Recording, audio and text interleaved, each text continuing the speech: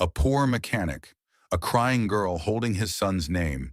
He thought it was just another cold, quiet evening in his garage, until a stranger knocked on his door, soaked, scared, and clutching a name that would unravel a secret his late wife had taken to the grave.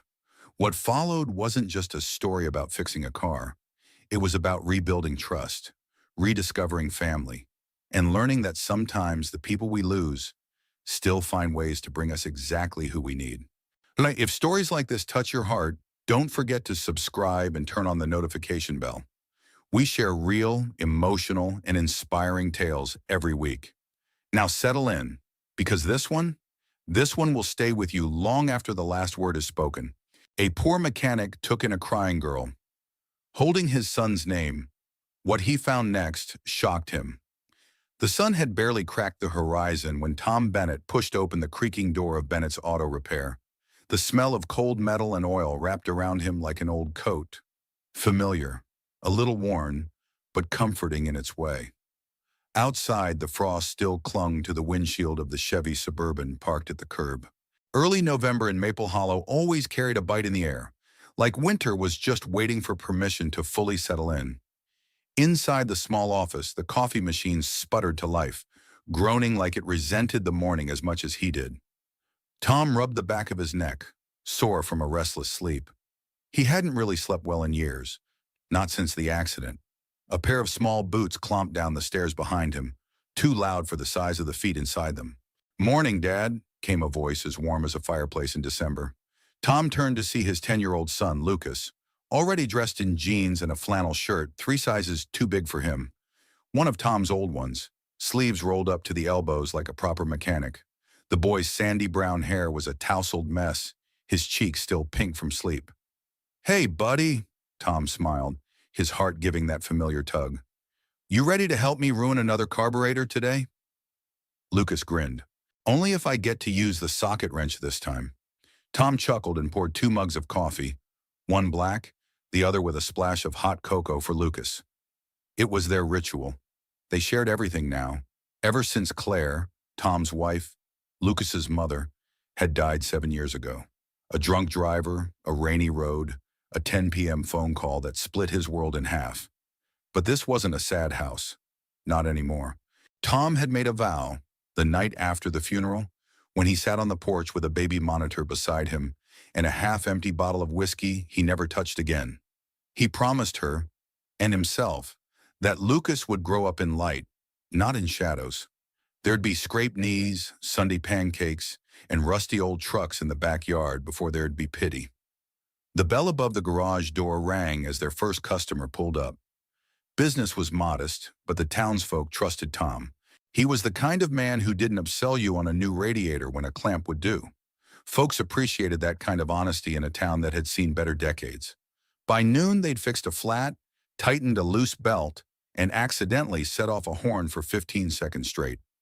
Lucas laughed until he hiccuped. Tom felt the warmth of that laugh long after it stopped echoing in the garage. But by 4:30, clouds had rolled in low and heavy. Rain tapped nervously at the tin roof as Tom wiped his hands on a rag, ready to call it a day. That's when he saw her. A girl, young, maybe early 20s, standing just beyond the edge of the lot, soaked to the bone. Her hoodie clung to her like wet paper, and her shoulders shook with silent sobs. She was holding something tight in her hand, a piece of paper, crumpled and dark with water stains. Tom hesitated. He wasn't the type to interfere. People came and went through life carrying their storms, and not all of them wanted shelter. But there was something about the way her head was bowed, the way she clutched the paper like it held her together. It triggered a reflex in him, the same one he'd felt when Lucas first reached for his finger as a baby, fragile and trusting. He stepped out into the rain. "Hey," he called gently. "You okay?" The girl flinched and looked up. Her eyes were swollen from crying, but still sharp, alive. She looked like someone who hadn't spoken out loud in days. I don't know," she whispered, voice cracking like ice. Tom moved closer, slowly, hands visible, posture open, the way you might approach a wounded animal that still had claws. "You lost. Need a place to wait out the rain?" She didn't nod, didn't shake her head either. She just opened her hand and held out the soggy piece of paper. On it, written in smeared ink, were two words, Lucas Bennett. Tom froze. The world seemed to shrink in around him, the rain muffling all other sounds. His name, his son's name, on a stranger's paper, in the hands of a girl who looked like she hadn't eaten in days. "Where did you get that?" he asked carefully. "I was told," she swallowed hard, voice barely audible, "to find him." Tom felt his heartbeat in his throat. He looked back at the garage where Lucas was bent over a model engine on the workbench, blissfully unaware. He turned back to the girl, studied her again. Pale, shivering, but something in her expression, underneath the fear, looked familiar. He made a decision. "Come on in," he said, taking off his jacket and placing it gently over her shoulders. "You look like you've been through hell." The girl clutched the coat around her like a lifeline. For a moment, she didn't move. Then slowly she stepped forward, one hesitant foot in front of the other, and crossed the threshold into the light spilling from the garage. Tom didn't know it yet, but that moment, quiet and soaked in rain, would change everything. Not just for him, not just for Lucas, but for all three of them. Forever. The rain didn't let up as Tom guided the trembling girl through the garage and into the small office, where the air still smelled faintly of coffee and engine grease. She moved like someone who hadn't slept properly in days, like each step required deliberate effort. Her shoes left muddy prints on the tile, but Tom didn't care. Lucas looked up from the model engine. His eyes, curious and wide, darted from the girl to his father and back again. "Who's that?" he asked softly. Tom glanced at the girl. She stood just inside the doorway, dripping, arms folded tightly across her chest as if afraid everything might fall apart if she let go. "This is," he hesitated, "someone who needs a dry place to sit for a while." Lucas nodded as if that made perfect sense. He reached for a folded blanket from the shelf near the couch and brought it over. "You can sit here," he offered, patting the worn cushion. The girl didn't move at first. Then slowly she took the blanket, murmuring a barely audible "thank you," and lowered herself onto the couch like someone unsure whether they were allowed to rest. Tom poured her a fresh cup of coffee, adding a spoonful of sugar and a splash of milk, just in case. He handed it to her without a word.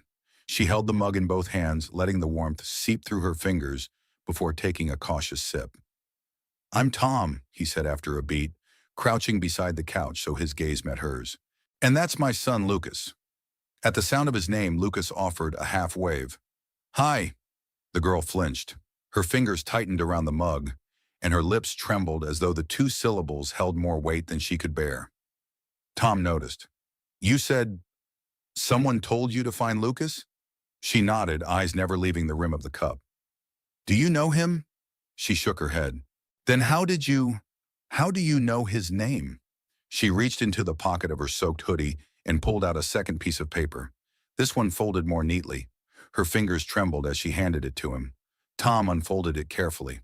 It was a letter, handwritten in smooth cursive, slightly faded with time but still legible.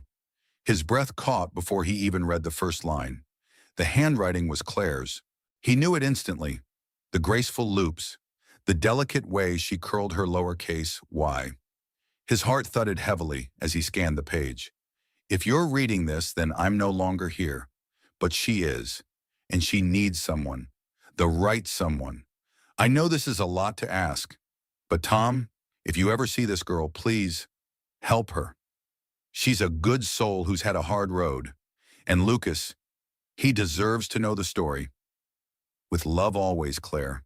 He read the letter 3 times, each word digging deeper into his chest. It was dated nearly a year before the accident. He looked up slowly, eyes narrowing with equal parts disbelief and confusion. "Where did you get this?" The girl swallowed, voice hoarse. "She gave it to me." "You knew Claire?" She nodded. "A long time ago, when I was a kid."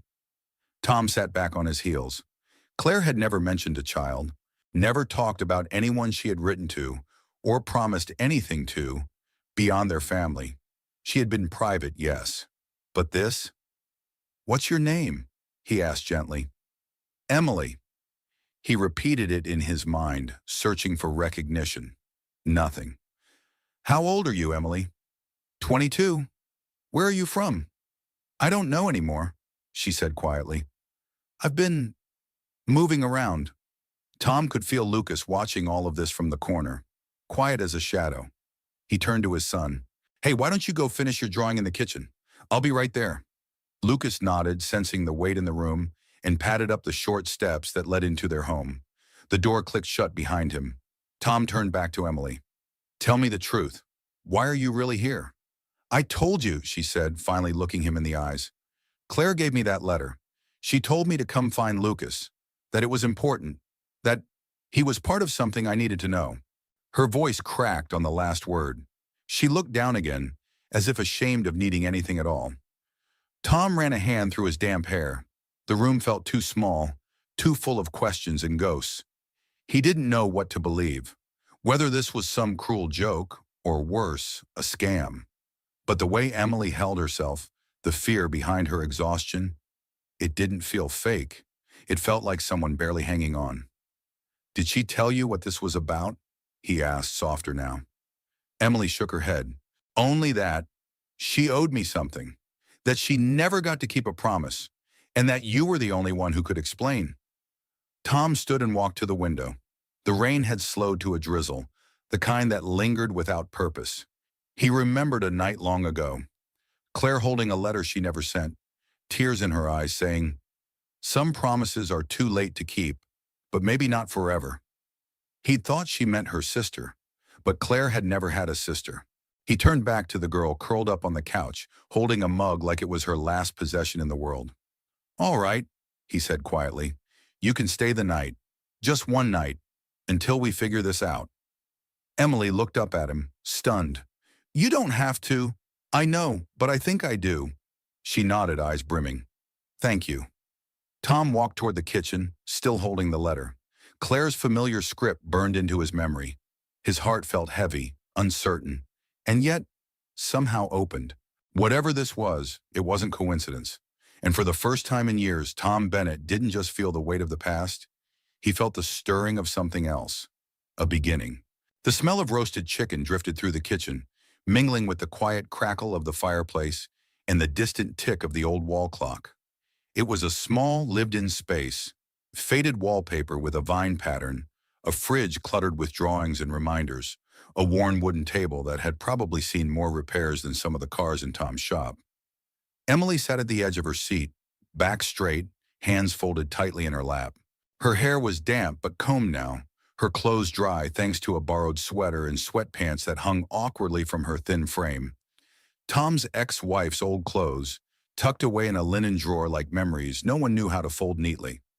Across from her, Lucas leaned his chin on one hand, spoon in the other, chewing thoughtfully. He wasn't staring, not exactly, but he watched her with the careful curiosity of a child raised on quiet truths. Tom sat at the head of the table, carving chicken with slow precision, as if slicing through more than just meat. His eyes flicked toward Emily now and then, searching for signs. Answers, maybe, but mostly just trying to read her without making her flinch. They ate in a stillness that wasn't uncomfortable, just unfamiliar. "So," Lucas said, breaking the silence with the clatter of his spoon. "You knew my mom?" Emily hesitated. "Yes, a long time ago, when I was little." Lucas considered this. "Was she nice?" Emily smiled faintly. "The nicest person I ever met." Tom's knife paused. He cleared his throat, then resumed cutting. "How exactly did you two meet?" Emily looked down at her plate. "I was in a group home, outside of St. Louis. I think I was maybe 8 or 9. She came once a week to volunteer, read stories, help with homework. Most people didn't stay long, but she kept coming back." Tom blinked, stunned. Claire had never mentioned that part of her life. Not in all their years together. He'd known she had a giving heart. She'd been a nurse after all. But she'd always carried a shadow he never fully understood. A kind of sorrow she kept in the softest part of her voice. "She read me Charlotte's Web," Emily continued quietly. "I'd never heard anyone read like that, like the story mattered." Lucas grinned. "That's my favorite, especially the spider part." Emily looked up, meeting his eyes for the first time with something close to delight. "Mine too." Tom watched the exchange with a mix of awe and unease. This wasn't just a stranger anymore. She knew things, shared things, and the way Lucas responded to her, open, unguarded, stirred something inside him he couldn't quite name.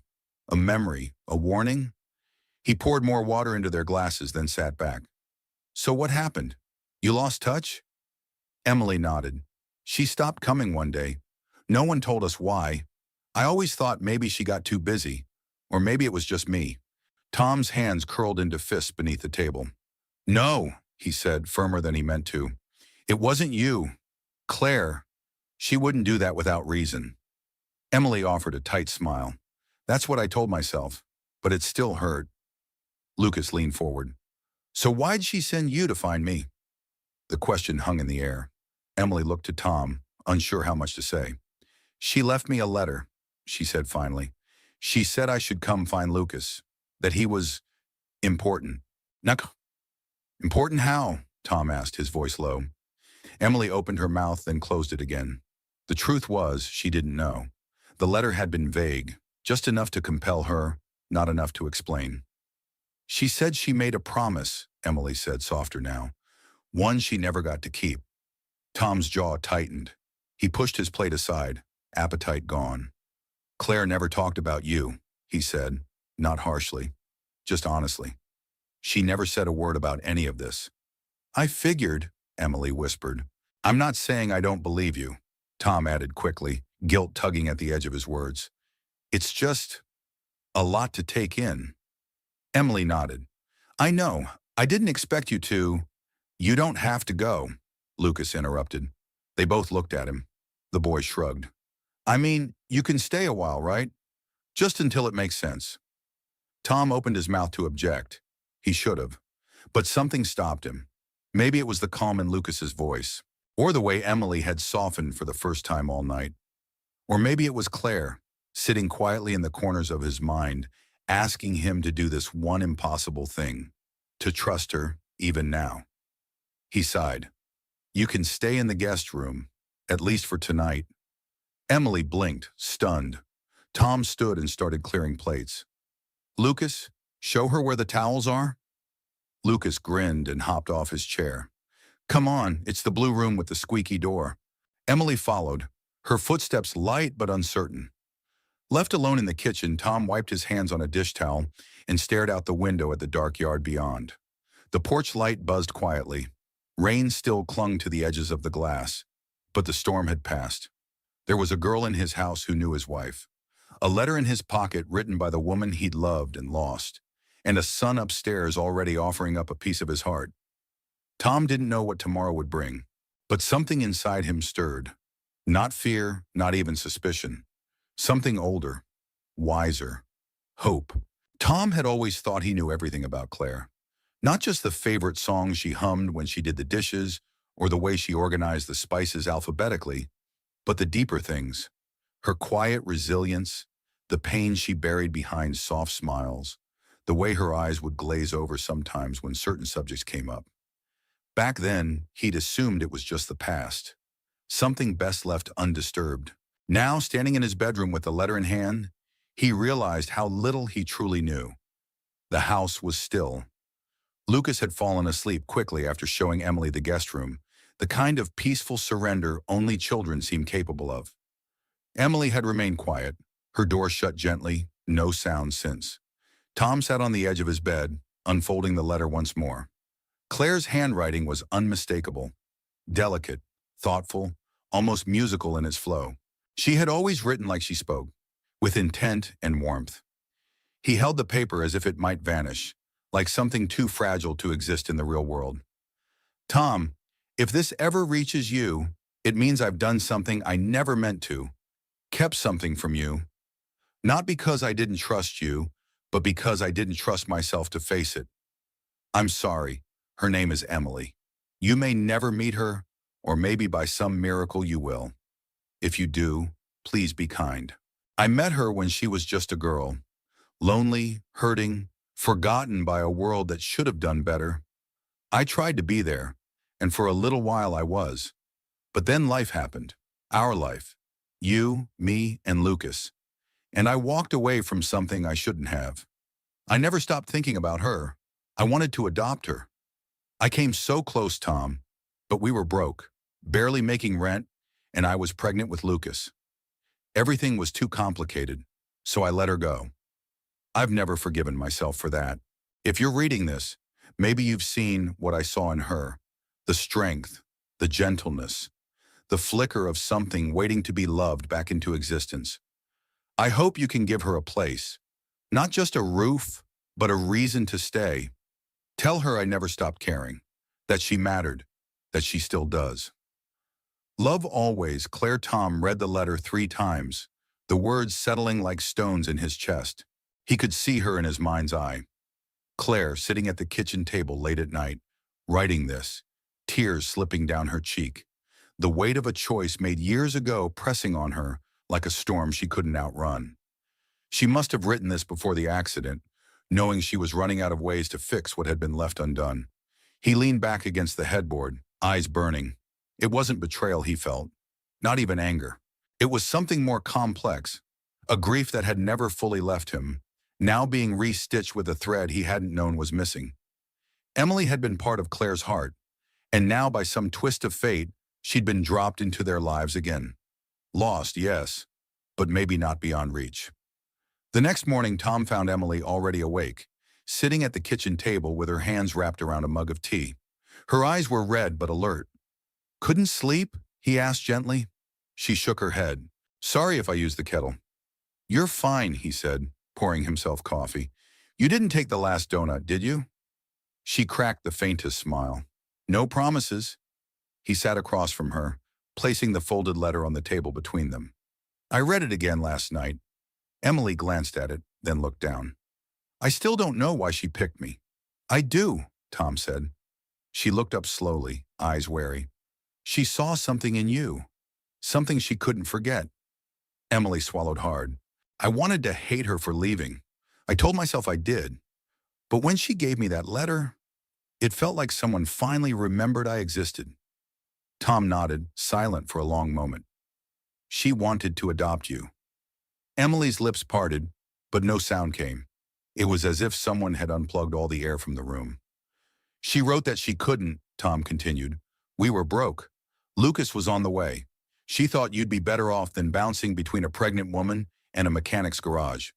"I would have taken that," Emily whispered. "I would have taken anything." Tom reached across the table, not touching her, but close enough for the gesture to be felt. "I think she knew that.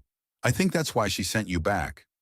They sat there in silence, the kind that doesn't need to be filled. Then Emily whispered, "I don't know where to go after this."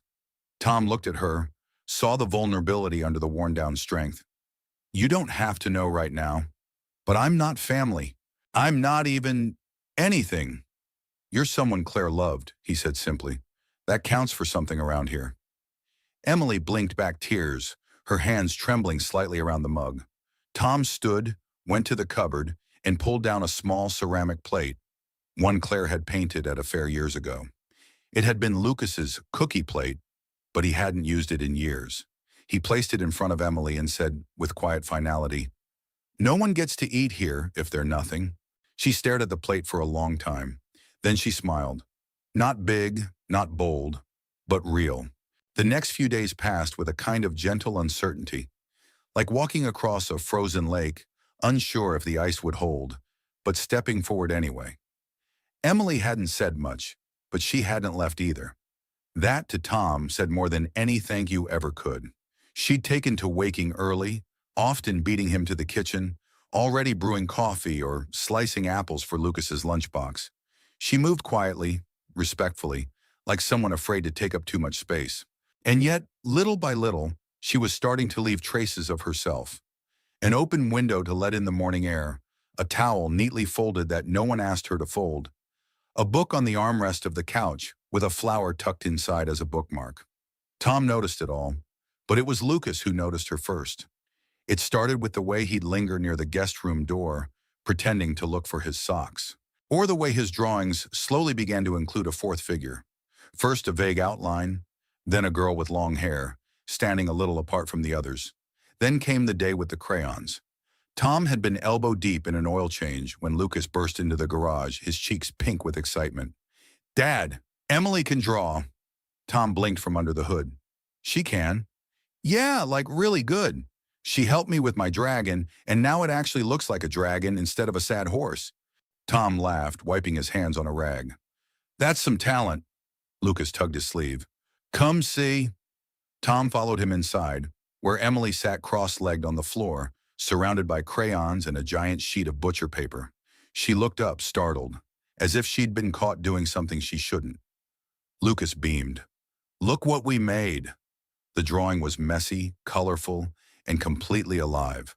A castle, a forest, a dragon with crooked wings, and a boy with a slingshot facing it down. Off to the side stood a girl with a crown made of stars holding a lantern. "That one's her," Lucas explained. "She lights the way, so the boy doesn't get lost." Tom looked at Emily. Her eyes were wide, caught between pride and embarrassment. "I didn't mean to," she started, but Tom shook his head. "It's good, really good." Lucas bounced on his heels. "She said I should write stories too, like a book. Can I?" Tom hesitated. He thought about school supplies, time, energy. But then he looked at his son, glowing with the kind of creative fire Claire had always fanned. "Yeah," he said softly. "You can." Lucas darted off to find a notebook. Tom lingered. "Thing," he said. Emily shrugged. He just needed someone to say yes. Tom nodded, but something in his chest ached. He should have been the one to notice, to encourage. Later that evening, after Lucas had gone to bed, Tom stood by the sink while Emily dried the dishes. Rain pattered against the windows again, soft and steady. "He likes you," Tom said without looking at her. "I like him too." "You're good with him." Emily set down the plate she was drying. "It's not hard. He's a good kid. Kind." "He gets that from his mom," Tom murmured. Emily didn't reply right away. Then, "He gets it from you too." Tom glanced at her. Their eyes met for a moment. Not romantic, not yet, but filled with something unspoken. Respect, shared grief, a growing trust. Emily broke the gaze first, reaching for another plate. "I'm not trying to take anything away. I know I'm not family. You don't have to be family to matter." She paused, letting the words sink in. "I haven't had many places where I mattered," she admitted. "It's hard to trust it when you find one." Tom nodded. "Yeah, I know." They stood in silence for a while, the kind that felt earned, comfortable, like a breath exhaled after being held too long. Over the next few days, the house changed in subtle ways. Emily started cooking dinner when Tom worked late. Lucas asked her to read to him at bedtime. Not every night, but enough. She said yes every time. She found a rhythm in the house without disturbing it, like a song that joined a melody already in progress and somehow made it fuller. One afternoon, Tom came home to the smell of banana bread. Lucas was at the table, flour on his nose, while Emily tried, unsuccessfully, to keep a straight face. "We had an accident," Lucas said, holding up dough-covered hands. Tom smiled. "Looks delicious." "We saved you a corner," Emily said. "The burnt one. My favorite." They laughed. It felt good. It felt normal. That night, Tom passed by the living room and paused. Emily and Lucas were curled up on the couch, flipping through an old photo album Claire had kept. Lucas was pointing at a picture of Claire at a pumpkin patch, her hair tangled by wind, her laughter frozen in time. "She used to sing this really silly song," Lucas was saying. "Like, embarrassingly silly." Emily smiled. "She did that for us, too. When we brushed our teeth, she made up the words." Tom's chest tightened. He stepped back, giving them space, but also letting himself feel it, the warmth returning to a room that had been too quiet for too long. Something was blooming again in the silence. Not a replacement, not even forgiveness yet, but connection. The first snow came quietly, almost as if asking permission. Emily stood by the living room window, arms wrapped around herself, watching the gentle flakes drift through the porch light like falling stars. Inside the house, the scent of cinnamon lingered from the cookies Lucas had helped her bake, though more dough had ended up on his shirt than in the oven. Tom was out back, closing up the garage for the night. Lucas had already gone to bed, still wearing a dusting of flour on his cheek. It should have felt peaceful, but inside her chest something twisted. Because for all the warmth, the stillness, the ordinary grace of this house, Emily couldn't stop waiting for it to be taken away. She didn't know how to live inside stability without anticipating its collapse. She heard the door creak behind her, then Tom's quiet footsteps. "Snow caught you off guard too, huh?" he said, rubbing his hands together as he walked in. "Wasn't even in the forecast." Emily nodded but didn't turn from the window. "It's pretty." "It is." He stood beside her, both of them watching the flakes kiss the top of the truck and melt into the driveway. After a moment, he said gently, "You've been quiet today." She hesitated. Then in a voice so low it almost disappeared into the window pane, she said, "Do you ever feel like you're just borrowing happiness?" Tom turned to look at her. Emily's eyes were distant. "Like, it's not really yours. Just something you're holding until someone takes it back." Tom didn't speak. He waited. She wrapped her arms tighter. "There was a family once. I was 12. They said they wanted to adopt me. It was going to be final after Christmas. I remember the tree, the gifts, the way they called me their daughter." Her voice cracked. "The day before court, they changed their minds. Just like that. Said they weren't ready."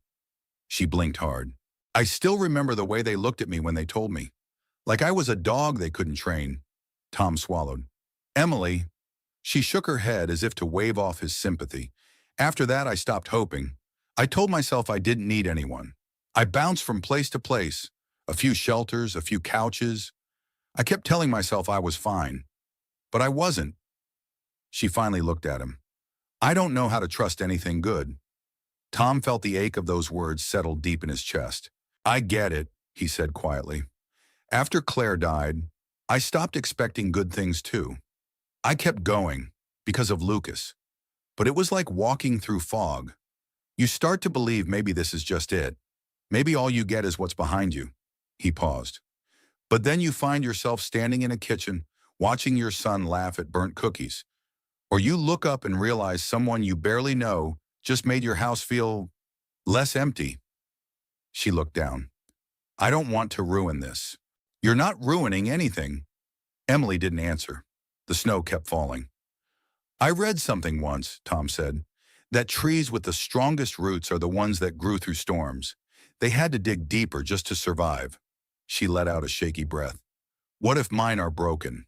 Tom turned toward her, his voice steady and low.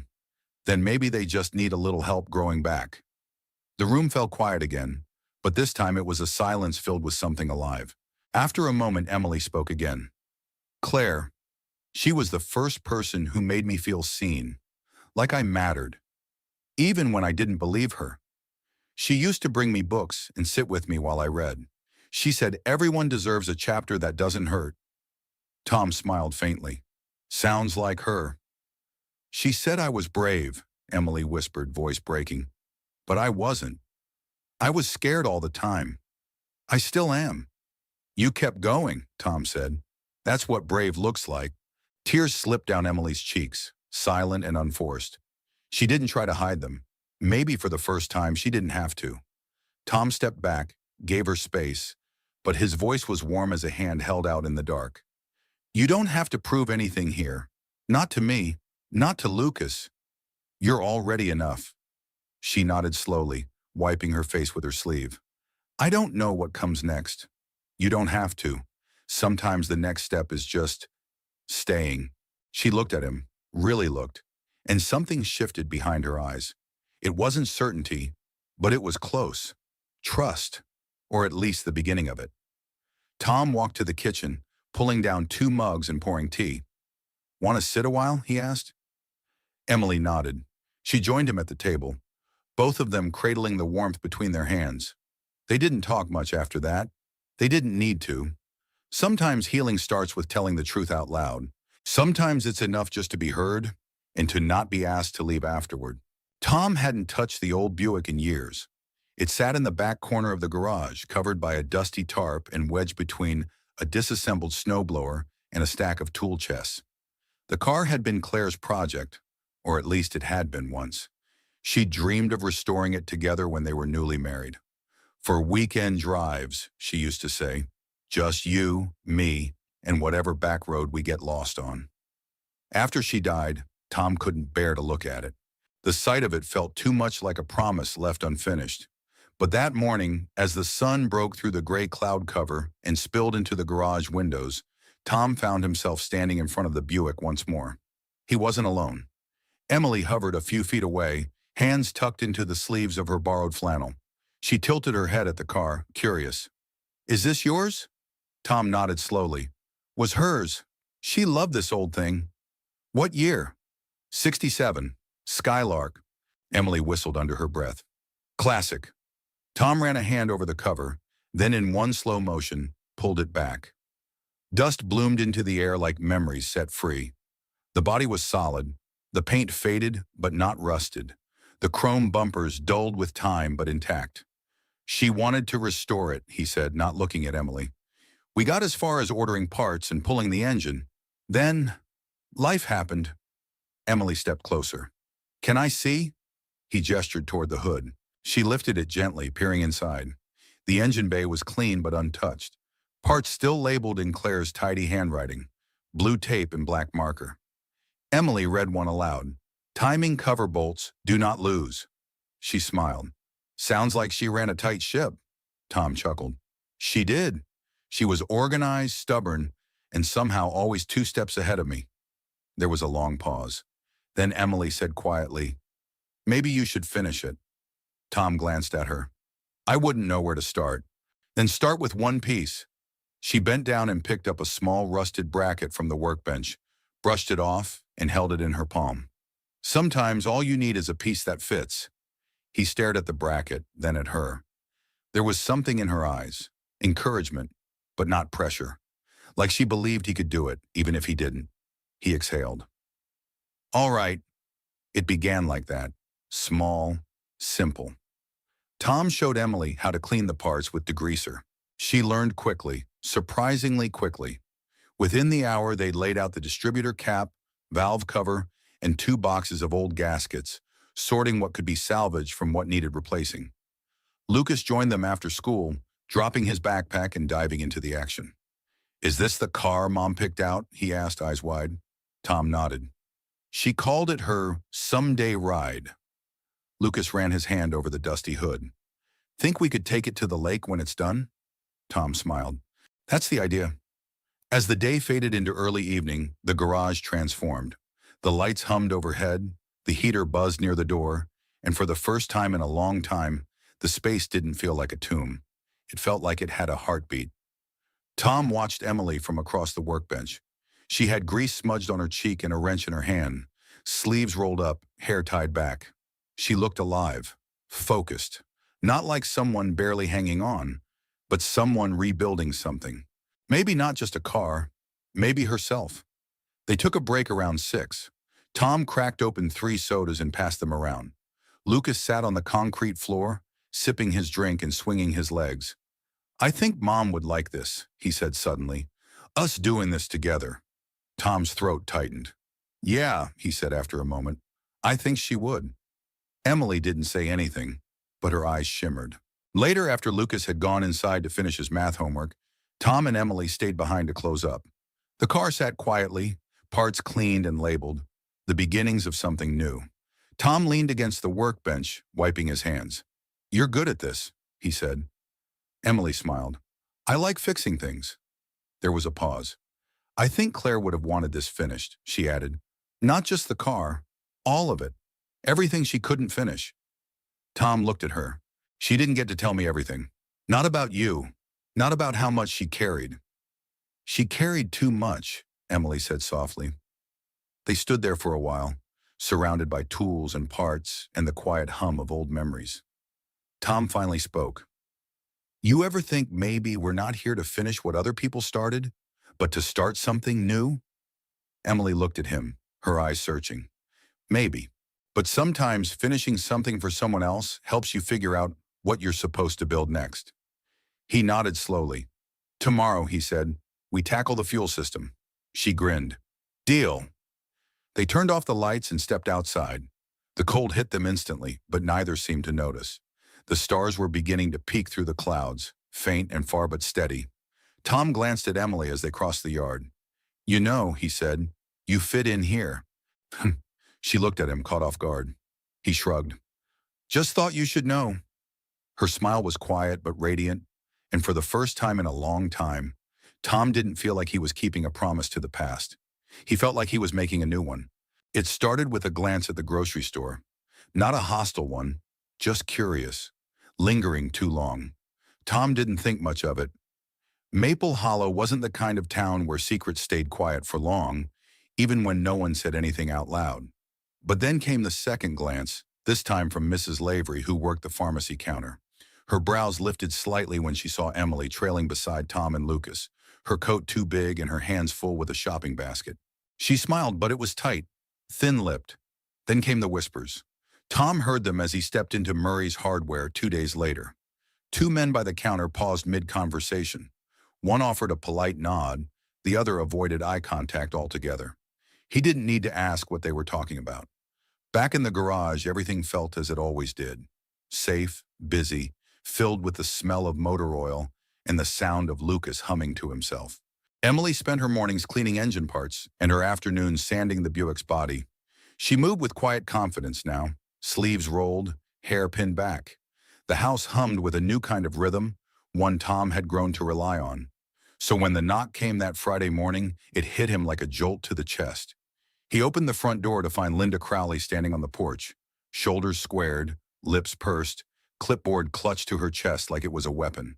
President of the Church Women's Committee, choir organizer, self-appointed guardian of small-town morals. "Morning, Tom," she said, though it didn't sound like one. "Linda," he replied, wary. She glanced over his shoulder toward the sound of laughter in the kitchen, Lucas and Emily baking again, probably. Her expression didn't soften. "I won't take up much of your time," she said crisply. "Just thought you should know people are talking." "About what?" he asked, though he already knew. Linda hesitated. "You've got a young woman living under your roof, one no one seems to know. And she's not exactly family." Tom folded his arms. "She's a friend of Claire's. She's helping around the house." "I'm sure she is," Linda said, tone clipped. "But Tom, people notice things. And Lucas, he's a good boy. But children pick up on instability." He felt his jaw tighten. "What exactly are you suggesting?" "I'm not suggesting anything," she said. "Just looking out for what's best. For you, for the boy, and for our community." She handed him a folded flyer. A church gathering. "In times of uncertainty," it read in bold script, "return to what's righteous." Tom didn't take it. "I appreciate your concern," he said, voice low, "but we're doing just fine." Linda's lips pinched tighter. "Tom, sometimes doing the right thing means asking hard questions. You think about that." And then she was gone. He stood there for a long moment, the cold creeping in through the open door. Then he shut it, not gently. In the kitchen, Lucas was icing cookies while Emily watched from across the counter, smiling. She looked up when Tom walked in, the smile faltering. "Everything okay?" Tom forced a nod. "Yeah, just town politics." Emily didn't press, but something in her eyes shifted, like she knew. That afternoon, he found her outside by the Buick, cleaning the windshield with practiced hands. The sky was gray, wind sharp. Her coat flapped slightly as she worked. "You okay?" he asked. She didn't turn around. "I saw her." "Linda?" Emily nodded. "She looked at me like I was a stray dog you forgot to send away." Tom let out a breath. "She doesn't speak for everyone. She speaks loud enough." He walked over and leaned against the car beside her. "This town's got a long memory, sometimes too long. People get comfortable with what they think they know." She wiped the cloth across the glass. "I've been called worse than a mistake." He turned to her. "You're not a mistake." Emily finally looked at him, eyes raw. "Maybe not to you, but I know how these stories go. Girl shows up, doesn't belong, makes things harder, leaves." "You forgot the part where she helps rebuild an entire car," he said gently, "and gives a kid his laugh back." Her throat bobbed. "I don't want to be a problem, Tom." "You're not." "I don't want to ruin what you've built." He was quiet for a beat. Then he said, "I've been rebuilding ever since Claire died. Every day since then. One screw, one bolt, One bedtime story at a time. You didn't ruin anything, Emily. He looked at her, steady and sure. You made things better. Her eyes welled. Why are you being so kind to me? Tom didn't have a fancy answer. He just said, because Claire would want me to be. And because I do. She looked down, wiping her eyes on her sleeve. That night, they sat on the porch after Lucas had gone to bed. The cold nipped at their fingers, but neither moved. You know, Tom said quietly, when Claire and I moved here, we were the subject of gossip too. People didn't like that she worked nights, that I stayed home with Lucas sometimes. Emily turned toward him. Really? He nodded. They think kindness has rules, that it belongs only to those who follow the script. But you didn't. No, he said, and I won't now. She exhaled, a cloud of breath in the cold air. Thank you. He turned to her. You don't owe this town anything, Emily. You don't even owe me. But if you want to stay, if this feels like a place you can plant roots, I'd like that. Her voice was barely a whisper. I'd like that too. And as the wind settled and the porch light flickered above them, something unspoken passed between them. Not a promise, but the beginning of one. The sound of laughter in the garage hadn't been heard in years. It echoed between the walls now, clear, bright, and entirely unexpected. Tom glanced up from under the Buick's lifted hood, a socket wrench in one hand, grease smudged across his forearm. Across the garage, Lucas sat cross-legged on the concrete floor, carefully painting a model of the car they were rebuilding. Emily leaned over his shoulder, making suggestions, her eyes squinting with playful mock seriousness. No, chrome doesn't go on the tires, she teased. Lucas grinned.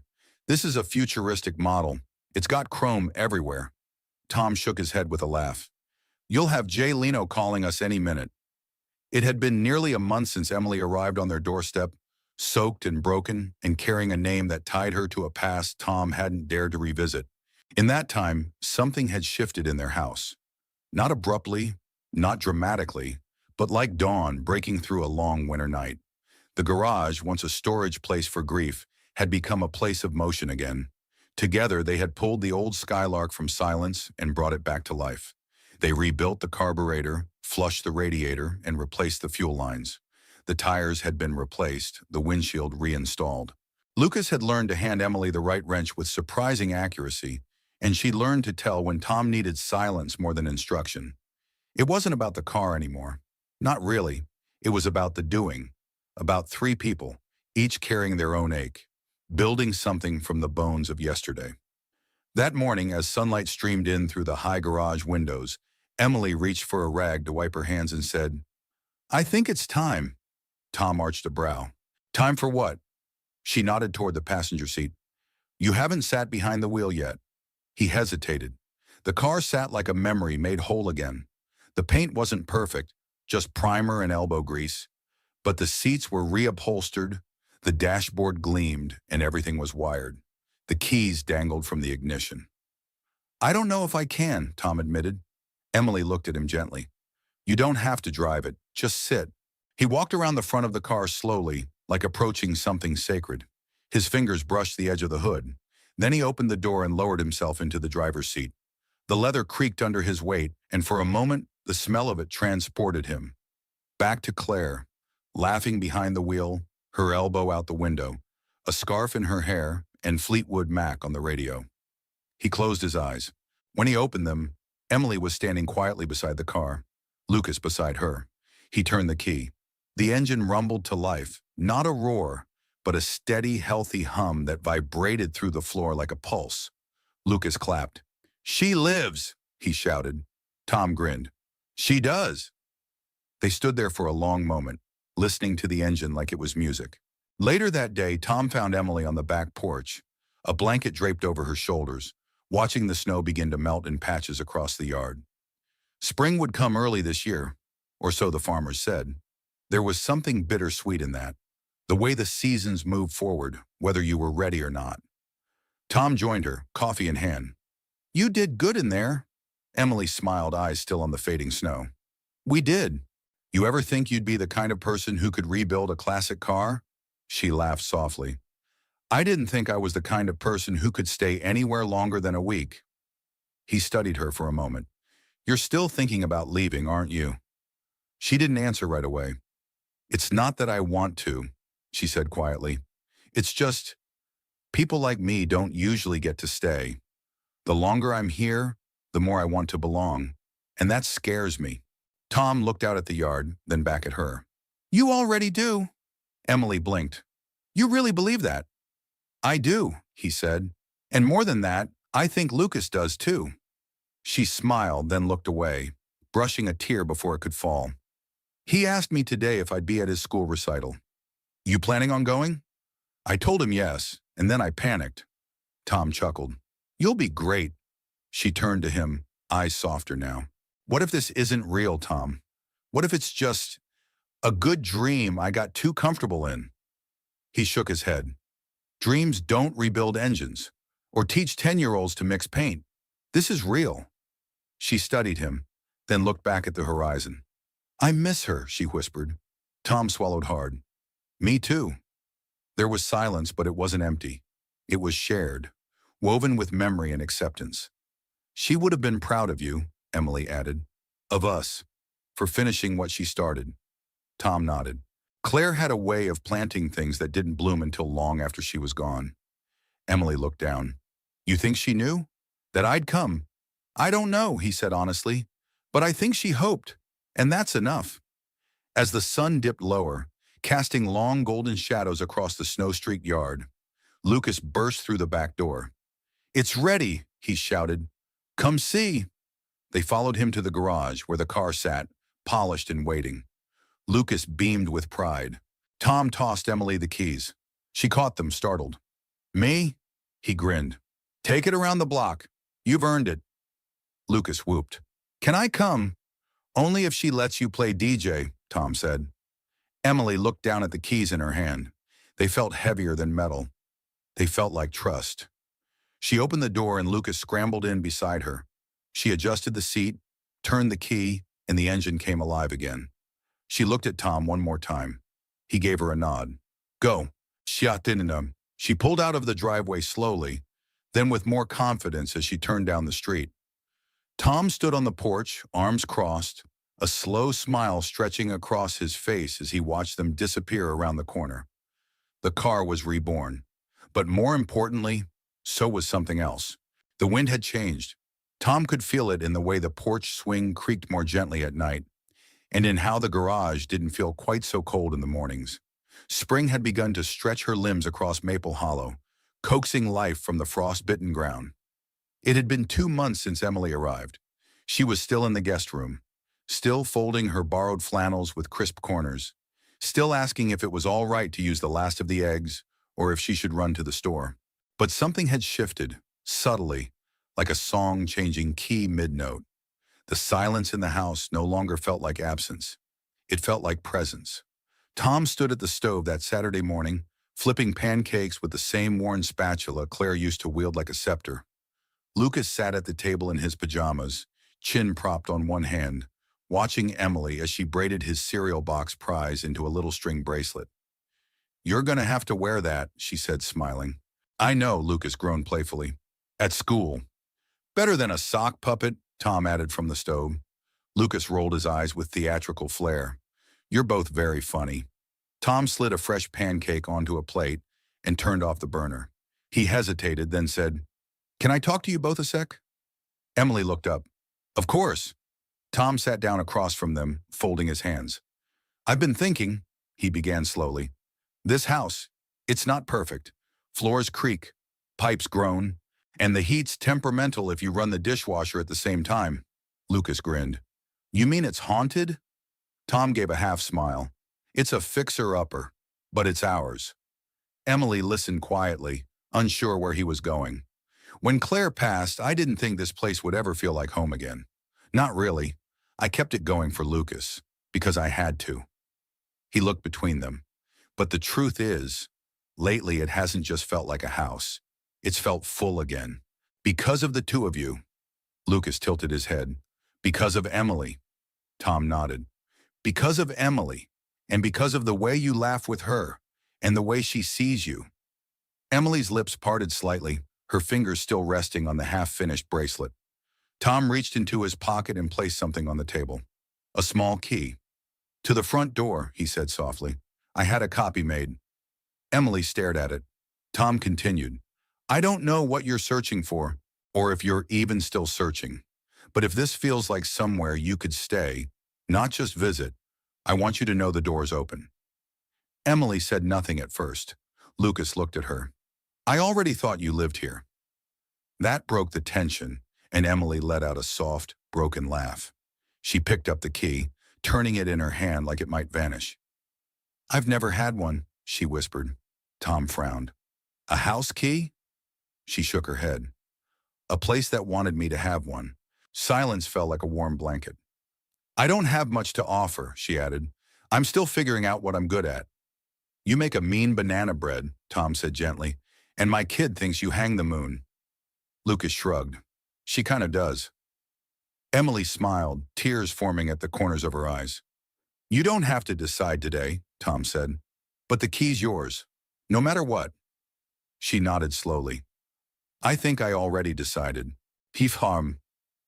That afternoon, they cleared space in the hall closet for Emily's things, no longer tucked away in corners or folded inside drawers meant for guests. Her books lined the bottom shelf, next to Lucas's backpack and Tom's worn boots. She hung one of Claire's old scarves on the hook nearest the door, and when she did, it felt less like borrowing and more like continuing. Later, Lucas dragged her to the backyard with a soccer ball.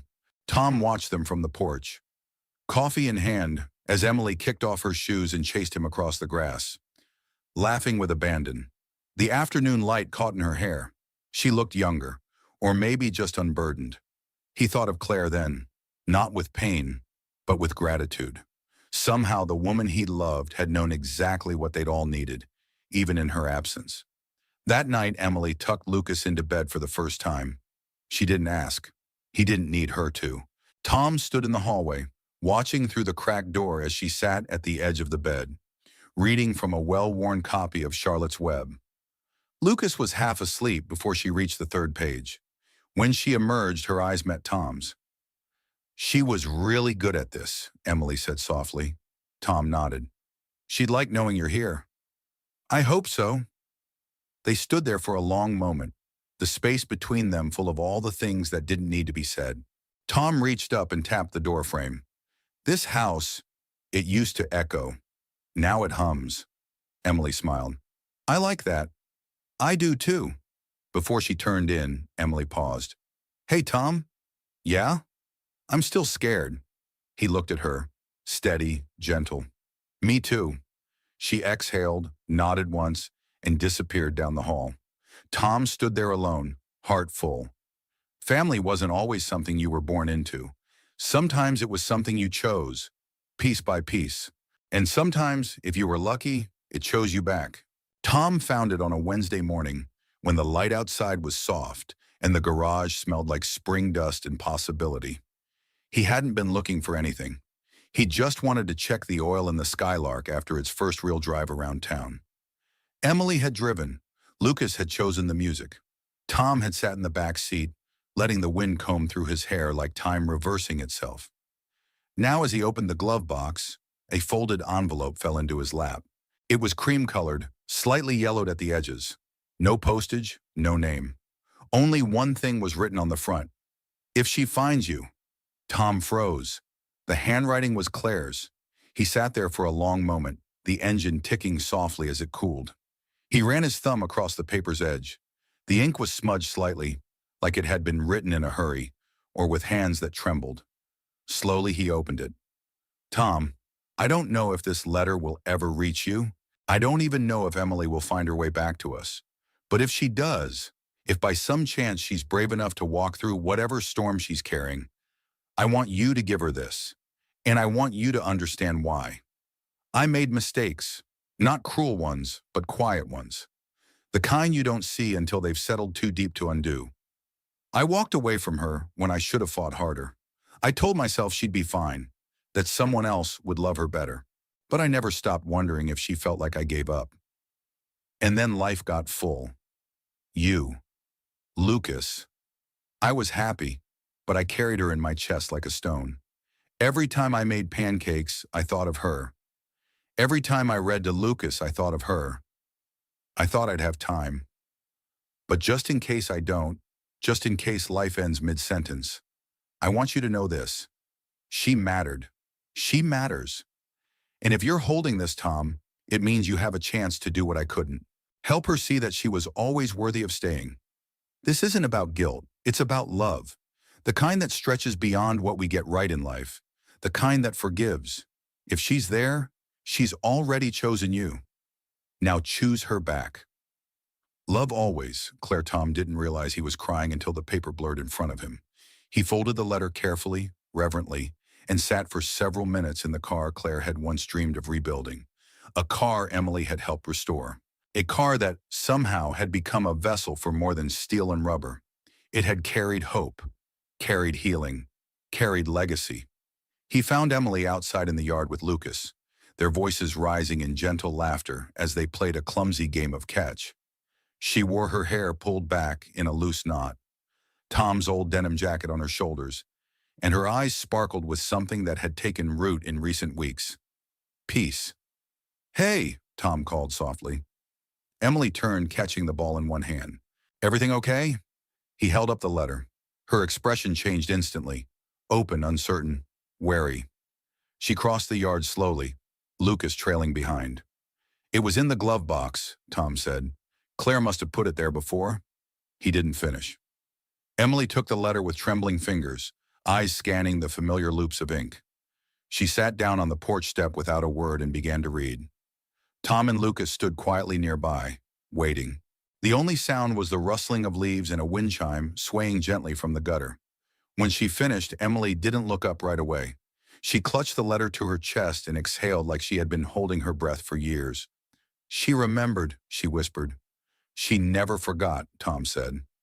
Emily's voice cracked. "I thought maybe I imagined how much she cared. Maybe I made it all bigger than it was in my head." Tom knelt beside her. "She carried you with her every day. She didn't get to finish that story, but you're still here. You are the story now." Emily looked at him, her eyes raw. "She wanted me to stay." "She did," Tom said, "and so do we." She smiled through her tears, a quiet, messy thing. "I think for the first time in my life, I believe that." Lucas climbed up beside her, leaning his head on her shoulder without saying a word. Emily wrapped an arm around him, pressing her cheek against his hair. That evening, Tom cooked dinner while Emily and Lucas set the table. There was music playing, something soft, something with acoustic guitars and lyrics about home. The kitchen was full of overlapping voices, footsteps, the clatter of dishes, and the faint scent of rosemary. It was ordinary, but to Tom, it felt sacred. After dinner, he and Emily stood at the sink, washing plates side by side. The hum of the house surrounded them, like the building itself was finally exhaling after holding something in for far too long. "You okay?" he asked. Emily nodded. "I am." He looked at her. "That letter, it was her gift to both of us." Emily met his eyes. "It was her blessing." He dried his hands and leaned against the counter. "You think you'll ever stop running?" She smiled. "Maybe, but for the first time, I don't want to." "Good," he said, "because this place is better with you in it."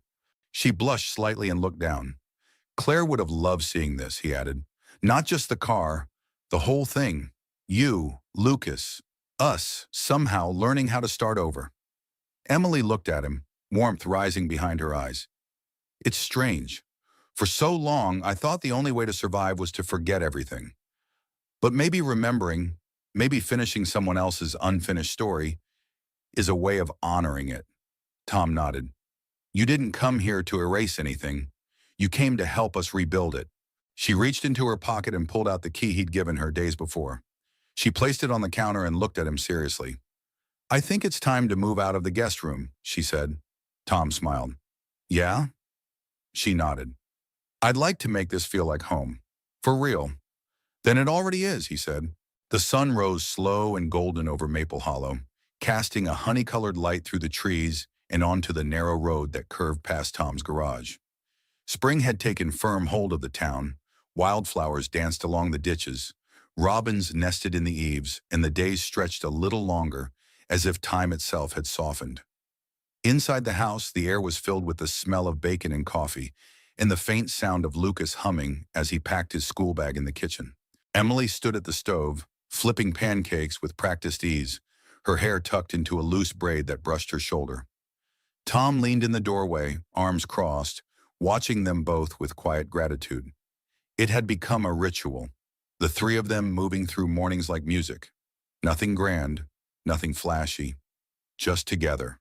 And after everything, that was more than enough. Lucas zipped up his jacket and slung his backpack over one shoulder. "You're still coming, right?" he asked, eyes wide. Emily smiled. "To your recital, I wouldn't miss it." He looked at Tom. "Can we drive the Skylark?" Tom laughed. "Not unless you want us to show up with smoke trailing from the tailpipe." Lucas grinned and headed for the front door. "I'll save you a seat." The door shut behind him with a gentle click, leaving Tom and Emily in the warm quiet of the kitchen. She turned off the burner and slid the last pancake onto a plate. "He's growing up so fast," she said softly. Tom nodded. "Some days I look at him and wonder when he stopped needing help tying his shoes." Emily leaned against the counter, mug in hand. "He still needs you, just in different ways." Tom met her gaze. "Kinda like I needed you." She looked down, a small smile tugging at the corners of her lips. "I've been thinking," he said after a pause, "about what's next." She arched an eyebrow. "Next?" He gestured toward the window, toward the garage beyond it. "We've rebuilt the car. We've rebuilt the house. Maybe it's time to rebuild the business a little." "You want to expand?" He shrugged. "Not much. Just give it a name that feels like where we are now, not where we used to be." She tilted her head. "What would you call it?" He smiled. "Bennett & Co." Her brow furrowed gently. "And the Co?" "Company," he said. "Companionship. Connection. Could be anything. Could be you." Emily looked at him for a long moment. "I don't know anything about running a business." "You didn't know anything about rebuilding a Buick either. And look how that turned out." She laughed, the sound light and genuine. He stepped closer. "This isn't just about wrenches and invoices. It's about making a life, one that includes you, if you want it." Emily's smile faded to something softer, deeper. "I do want it. I want all of it." Tom exhaled, as if releasing a breath he hadn't realized he was holding. They stood there, surrounded by the quiet hum of a home that had found its rhythm again. That evening, they arrived at Lucas's school auditorium early, slipping into the second row. The Skylark had made it just fine, only a minor rattle Tom promised to check tomorrow. Lucas took the stage with a nervous smile and a trumpet that looked slightly too big for him. But when he saw Emily in the crowd, his face lit up. He played with confidence, every note a little louder than the last. At the end, when the final song faded and the room erupted in applause, Lucas searched the crowd and smiled when he saw Tom and Emily clapping side by side. Afterward, as the crowd spilled into the hallway, Lucas ran to them, cheeks flushed with pride. "You nailed it," Tom said, ruffling his hair. "You were amazing," Emily added, crouching to meet his eyes. "And brave." Lucas shrugged. "Wasn't so bad once I saw you out there." They walked to the car together, the three of them fitting into the bench seat like it had been made for them. Tom drove slow, the windows down, the air warm with the scent of blooming trees. The town rolled past, old shops, familiar corners. But it all looked new somehow. Back home, Lucas went straight to bed, exhausted and happy. Emily lingered on the porch while Tom locked up the garage. When he joined her, she was looking at the stars. "They look closer here," she said. "Maybe they are." She turned to him. "Thank you for giving me a place, for giving me space to be." He sat beside her, close but not hurried. "You didn't need permission, Emily. You just needed someone to remind you that you belong." She reached into her jacket and pulled out something small. Claire's letter. It was folded neatly now, corners soft with handling. "I read this every few days," she said. "Not because I need to, but because I want to remember what it means to be chosen." Tom nodded. "We both needed to remember that." She looked at him, eyes glowing in the porch light. "Do you ever think about what comes next?" He smiled. "Sometimes, But I've learned that the best things happen when you stop trying to script every moment. She leaned her head on his shoulder. So what do we call this? Whatever this is. He thought for a moment, then said, a beginning. Shoo. And in the quiet that followed, with the stars watching and the porch swing creaking softly beneath them, they sat in the warmth of what they had built. Not just a house or a car, but a life stitched together by second chances, small acts of kindness, and the unexpected gift of finding family in the most unlikely of ways. What a journey, right? I'd love to know, where in the world are you watching from? Drop a comment below and say hi. It means so much to see this little community grow, one beautiful story at a time. If this story touched you, gave you hope, or made you believe just a little more in the power of kindness, please give it a like, share it with someone who needs to hear it, and don't forget to subscribe for more heartwarming stories like this one. From my heart to yours, thank you for watching. I'll see you in the next story.